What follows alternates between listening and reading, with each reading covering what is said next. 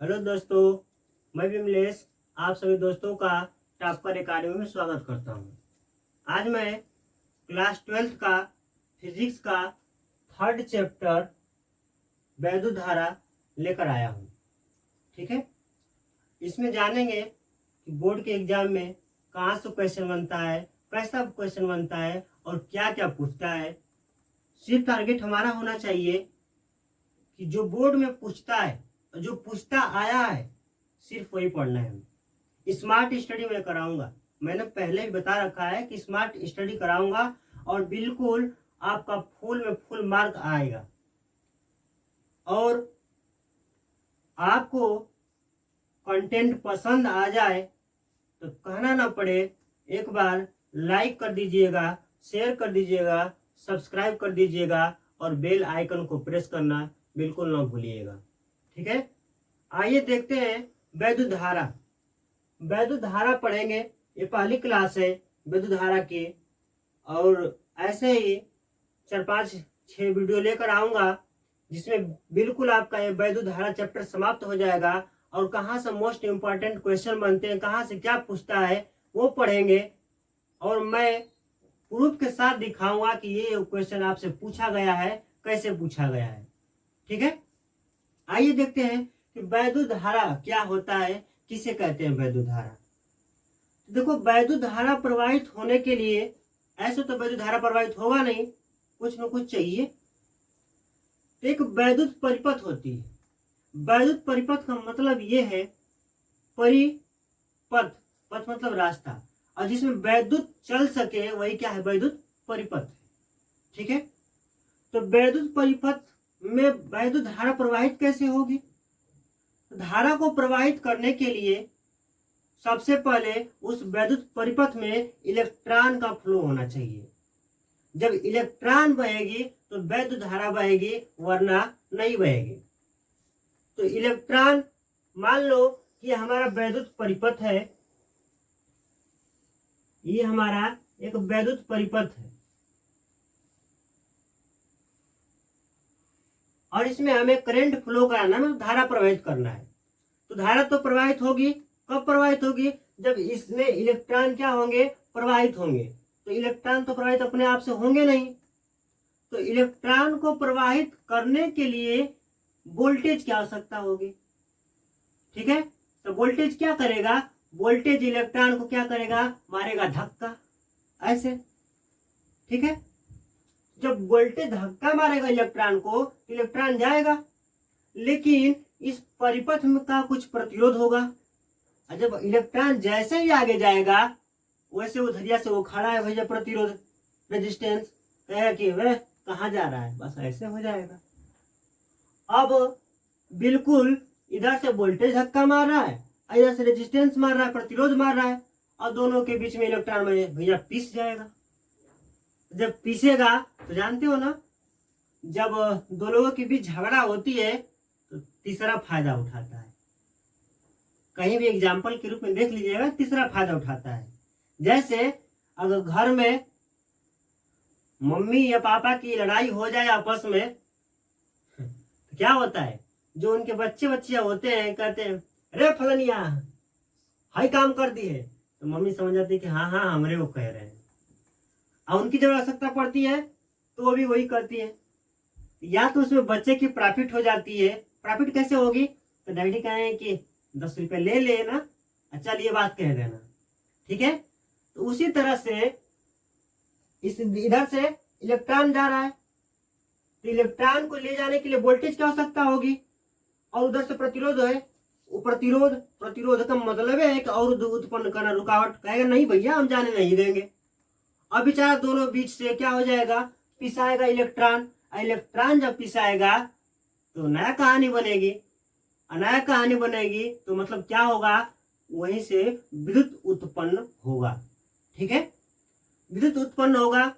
जैसे एग्जाम्पल के रूप में समझेंगे कि मान लो हमने ले लिया एक नाइक्रोम का तार, नाइक्रोम का तार लिया। नाइक्रोम का तार में क्या होता है, जब नाइक्रोम के तार का एक अपना रेजिस्टेंस होगा, प्रतिरोध होगा, और उस पर जब विद्युत प्रवाहित करेंगे, धारा प्रवाहित करेंगे, तो उसमें जो प्रतिरोध बैठा है वो गुस्से में लाल हो जाएगा, तनतना के बिल्कुल। ठीक है, जब लाल हो जाएगा तो उससे क्या मिलती है? प्रकाश मिलती है। और उसी को इसीलिए बल्ब में उठा के लगा दी जाती है। ठीक है, हमने बात की नाइक्रोम का तार का। नाइक्रोम का तार क्या होता है? बिल्कुल गर्म हो जाता है, गुस्से से गर्म हो जाता है।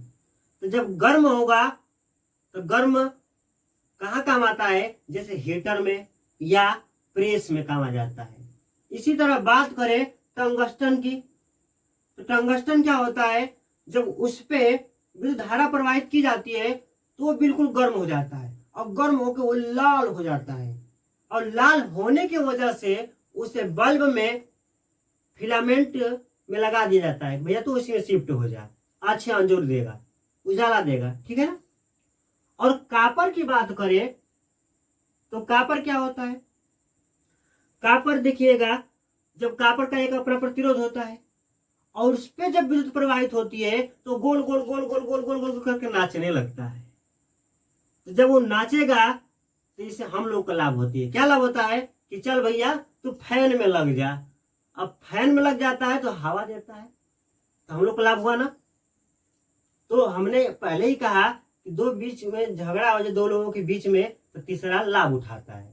ठीक है, तो ये कापर पर जब विद्युत धारा प्रवाहित हुई तो ये उसमें जो प्रतिरोध है वो आपस में लड़ जाएगा, और लड़ के क्या होगा?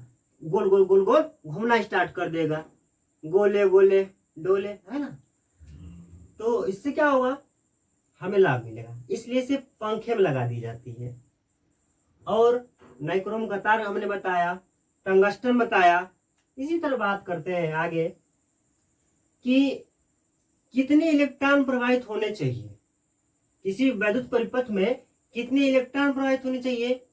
तो भैया कम से कम एक अवोगाद्रो संख्या के बराबर इलेक्ट्रॉन प्रवाहित होती है। मतलब 6.25 गुणते 10⁻18 इलेक्ट्रॉन प्रति सेकेंड। इतने एक सेकेंड में इलेक्ट्रॉन प्रवाहित होते हैं। एक सेकेंड में इतने इलेक्ट्रॉन प्रवाहित होते हैं। और इसीलिए थोड़ा सा भी छूते हैं तो ऐसे कैसे हो जाता है? बिल्कुल गनगना जाता है ना। पूरा करंट एक सेकेंड में अब इतना इलेक्ट्रॉन प्रवेश करेगा बॉडी के अंदर, अच्छा डांस करना सिखा देगा। ठीक है, तो मतलब कितना प्रवाहित होगा इसमें इलेक्ट्रॉन? तो 6.25 गुणित 10⁻18 इलेक्ट्रॉन प्रति सेकेंड। इसीलिए कहा गया है लगा 440 वोल्ट का झटका तुझे छूने से। आप समझ सकते हैं किसे छूने से। ठीक है, अपने टॉपिक पे आते हैं। तो बात करते हैं वैद्युत धारा की। तो यहां से परिभाषा बन जाती है ये कि वैद्युत धारा क्या होता है। तो आवेश के प्रवाह की दर को क्या कहते हैं? वैद्युत धारा कहते हैं। आवेश के प्रवाह को क्या कहते हैं? वैद्युत धारा कहते हैं। जैसे हमने इसको थोड़ा सा लिख के बता दे रहा हूं। वैद्युत धारा, वैद्युत धारा क्या होता है? परिभाषा कि आवेश के प्रवाह की दर को, आवेश की प्रवाह की दर को विद्युत धारा कहते हैं। विद्युत धारा कहते हैं।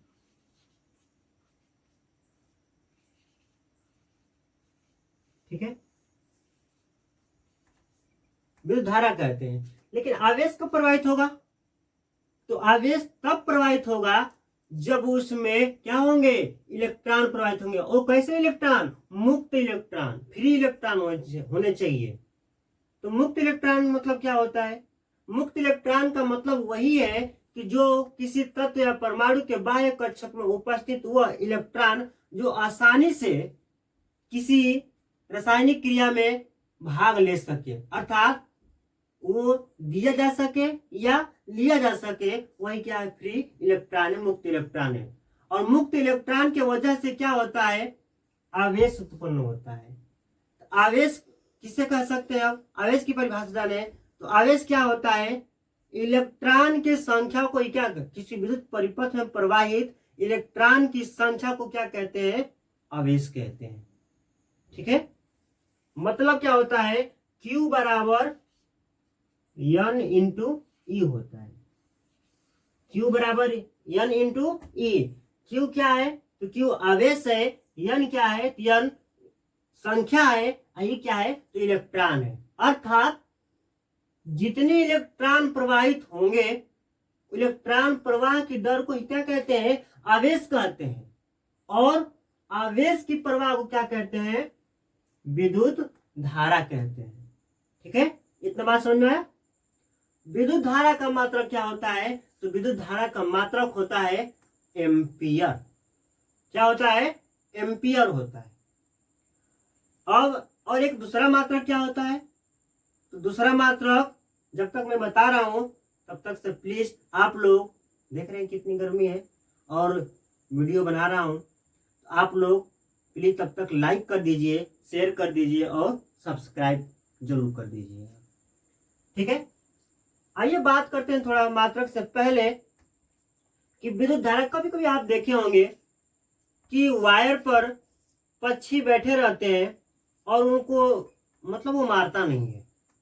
क्यों, कब तक नहीं मारेगा, जब तक कोई, मान लो जब तक इसमें जो करंट जा रही, मान लो एक हमारे पास कोई मशीन है, मान लो फ्रिज है, ठीक है, इसमें करंट जा रही है। अब करंट जब तक लौट कर नहीं आती है तब तक वो मारती नहीं है, किसी को भी कुछ नहीं करेगी। अगर केवल जा रही है तो नहीं मारेगी, अगर लौट के जो आ रही है ना, भैया बिना मारे छोड़बो ना करेगी। ठीक है, इसीलिए देखे होंगे घरों में कि एक न्यूट्रल होता है और एक फेज होता है। ठीक है, दो रंग तार लगाए जाते हैं, एक न्यूट्रल और एक फेज होता है। जिसमें धारा जा रही है वो क्या होता है, फेज होता है, और जो लौट के आ रहा है वो क्या होता है, न्यूट्रल होता है। न्यूट्रल होता है। इसमें धारा जा रही है और उधर से लौट के आ रही है, और जब तक लौट के नहीं आएगी तब तक आपको कुछ नहीं होगा। और पक्षी अगर इस पे बैठे हैं, इस पर, तो उनको बिल्कुल नहीं मारेंगे, आपको भी नहीं मारेगा करंट। लेकिन जब पक्षी का वो पंख किसमें टच हो जाए, जो लौट के आ रही है नीचे, जो लौट के आ रही धारा ना, उसमें अगर पक्षी का पंख सट जाए तो इनकी स्वाहा हो जाती है।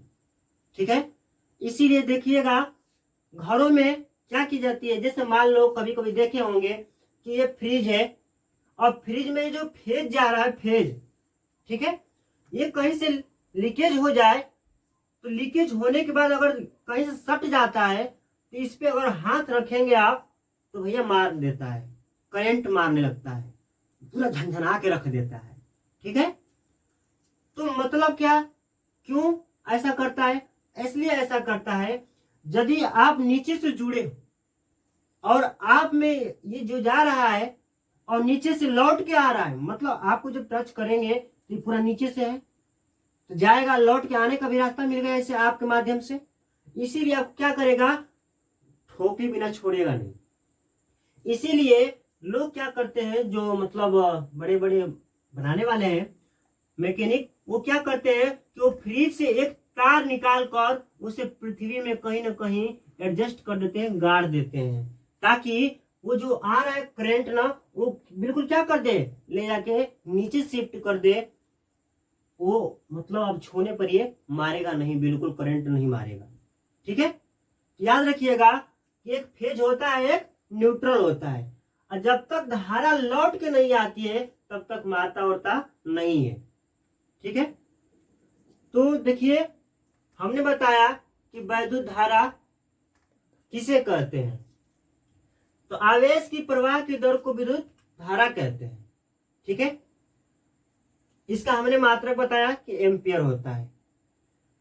कब विद्युत धारा परिपथ में प्रवाहित होगा, जब उसमें क्या होंगे, इलेक्ट्रॉन प्रवाहित होंगे।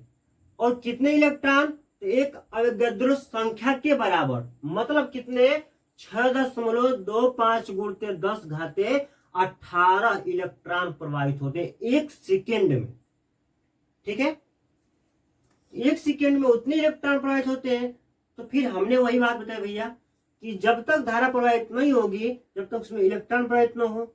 इलेक्ट्रॉन कब प्रवाहित होंगे, जब पीछे से वोल्टेज दी जाए। जब वोल्टेज दी जाती है तो इलेक्ट्रॉन ऐसे चल लेता है, और उधर से प्रतिरोध खड़ा है परिपथ का, तो क्या करेगा, धक्का मारेगा, बस रुक जाएगा वहीं पे। ठीक है, रुकेगा तो दोनों तरफ से पिसाएगा, और दोनों तरफ से पिसाएगा तो क्या होगा, विद्युत धारा प्रवाहित होगी। ठीक है, अब देखिएगा, ये थोड़ा बेसिक जानकारी है, और इस तरह का कंटेंट, मान लो ये पहला लेक्चर है। ठीक है, मैं आपको 3, 4, 5 वीडियो इसी तरह का लाऊंगा, बिल्कुल कंसेप्ट वाली, जो हर बार प्रीवियस ईयर में पूछा गया क्वेश्चन, जहां से बार बार रिपीट क्वेश्चन होते हैं, वो पढ़ाऊंगा, ताकि आपका स्कोर अच्छे से अच्छा आ सके। ठीक है, बस आप आज के बाद कहीं आपको वीडियो देखने की आवश्यकता नहीं है, कोचिंग पढ़ने की आवश्यकता नहीं है। बस आप लोग डेली का डेली अब क्लास आपकी आएगी, सही व्यवस्था चला तो आपको कहीं नहीं जाना है, और वादा रहा कि आप बिल्कुल पेपर फोड़ के आएंगे। ठीक है, अच्छा स्कोर करके आएंगे। विद्युत धारा हो गया, मुक्त इलेक्ट्रॉन के बारे में जान गए कि मुक्त इलेक्ट्रॉन क्या होता है। तो मुक्त इलेक्ट्रॉन मतलब किसी तत्व या परमाणु के बाह्य कक्षक में उपस्थित वो इलेक्ट्रॉन जो आसानी से क्या कर सके, किसी के साथ क्रिया कर सके, या हो सके वो डोनेटर के काम में आ जाए, या एक्सेप्टर के मतलब काम आ जाए, दाता के रूप में या ग्राही के रूप में। ठीक है, तो एक बात देखिएगा कि मुक्त इलेक्ट्रॉन कौन सा आसान होता है। जैसे हमने सोडियम लिया, और सोडियम का इलेक्ट्रॉनिक विन्यास हमने किया, तो देखा कि पहले कक्षक में 2, दूसरे में 8, और तीसरे कक्षक में 1 इलेक्ट्रॉन हो गया। ठीक है, तो इनके कितने कक्षक बन गए सोडियम के, ये 3 कक्षक बन गए। ठीक है, और बात करें लिथियम का, तो लिथियम में देख लो, तो लिथियम की क्या हो जाएगा, 3 होता परमाणु क्रमांक, तो 2,1 होगा। अब देखिएगा क्या होगा, इसमें से इस इलेक्ट्रॉन को निकालना आसान होगा, इस इलेक्ट्रॉन को निकालना आसान होगा। तो भैया इस इलेक्ट्रॉन को निकालना आसान होगा, क्यों, क्योंकि इस पे जो नाभिकीय बल लग रहा है वो थोड़ा कमजोर हो जाएगा। क्यों, क्योंकि नाभिक से कहां जा रहा है, दूर जा रहा है, थोड़ा दूर हो चुका है, और ये नाभिक के पास में, तो इस पे लगने वाला नाभिकीय बल क्या होगा, स्ट्रांग होगा, मजबूत होगा, पकड़ के रखे, रे हमें छोड़ के मत जाइए। ठीक है ना, और ये थोड़ा सा, अब तो इच्छा, जाना है तो जा सकते हो, नहीं तो रुक भी सकते हो। ठीक है, ये क्या हो गया, दुर्बल हो गया, ये क्या हो गया, स्ट्रांग हो गया। तो इसमें से निकालना क्या है, आसान पड़ेगा, और इसमें से निकालना कठिन होगा। और जो इलेक्ट्रॉन जो दे सके, ले सके, वही क्या है, मुक्त इलेक्ट्रॉन है। और मुक्त इलेक्ट्रॉन की वजह से क्या होती है, आवेश प्रवाहित होता है, और आवेश के प्रवाह की दर को ही क्या कहते हैं, विद्युत धारा कहते हैं। आज के लिए इतना ही। कोशिश कीजिएगा कि डेली का डेली आप लोग एक बार इस प्लेटफॉर्म पर, टॉपकर एकेडमी पर जरूर घूम फिर लीजिएगा, और अपना डेली का डेली क्लास 12 का विद्युत धारा चैप्टर चल रहा है, डेली आएगा, 6-7 वीडियो बनेगी लगभग। इसके बाद आपको एक शार्ट मतलब 1 शार्ट लेकर आऊंगा, जिसमें मैराथन क्लास चलेगी, और पूरा वीडियो में आपका पूरा सिलेबस मतलब विद्युत धारा का चैप्टर खत्म हो जाएगा। और भैया आप लोग से बस एक ही रिक्वेस्ट है कि प्लीज लाइक, शेयर और सब्सक्राइब करना बिल्कुल न भूलिएगा, और उसे अपने दोस्तों में भी शेयर कीजिए। और मेरा वादा रहा कि मैं आपको खरे उतारूंगा, अच्छे से अच्छे स्कोर दिलाऊंगा। इस तरह से आप सभी दोस्तों को नमस्कार, प्रणाम, जय हिंद, जय भारत।